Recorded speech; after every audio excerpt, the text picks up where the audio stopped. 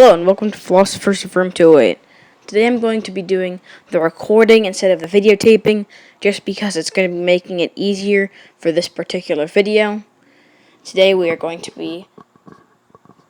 going to be discussing 10 things that you missed in the new Star Wars Rebels Season 4 trailer.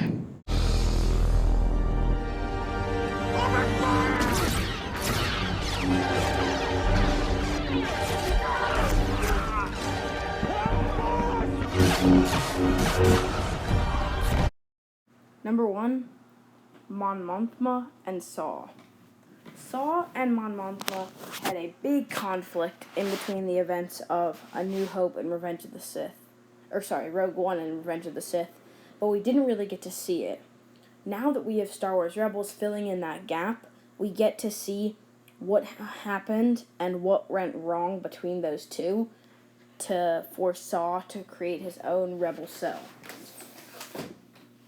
So, we see Saw on a hologram talking to Mon Mothma and saying all sort of stuff like, they can't keep doing this, and then you hear him also talking to the Ghost Crew and saying you can either run Mon Mothma's errands, which is pretty much just saying all the different things that they've been doing through the series, helping out little jobs every episode, and he says, or do something real. I think, or worth fighting for. So, I can see that Saw's going to try to sway the Ghost Crew to become part of his rebel cell. Number 2, a familiar droid / Vizago. So we see one of Vizago's droids towards the beginning of the trailer, and then at the end we see Vizago looking as Kanan gets taken down by a person who looks a lot like Bossk, a Trandoshan. So, he's going to be making a reappearance in Season 4. I'm pretty sure the last time we saw him was in Season 2. Number 4, Yellow Chopper. This is sort of a short one. You just see Chopper painted yellow in some of the shots in this, so I assume he's in disguise. For number 5, I have Sabine with brown hair. Now, you might think this is just for a disguise, but in, I think, 3 clips in this trailer and 1 clip in the other one, Sabine has brown hair.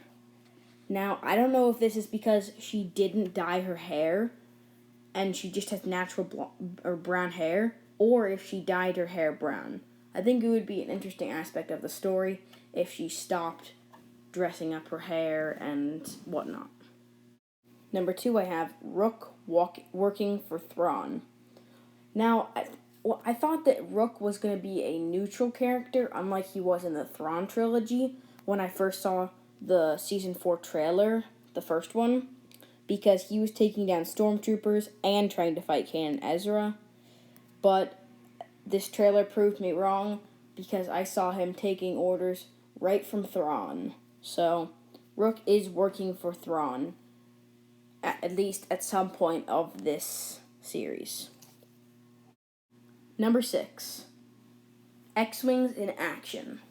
We get to see a few X-Wings fighting the TIE Defender and some Imperial ships.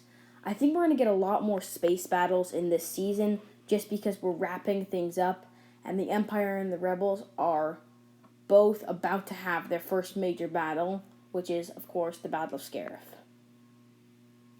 Number 7, wolves. Tons of wolves.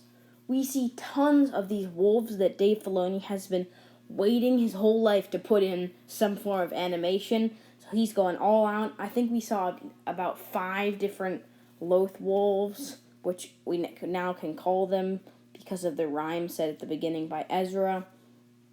I don't know how they're going to tie into this, since Dave Filoni has already stated Ahsoka is not one of the wolves. Number 8, Darkseid. Again.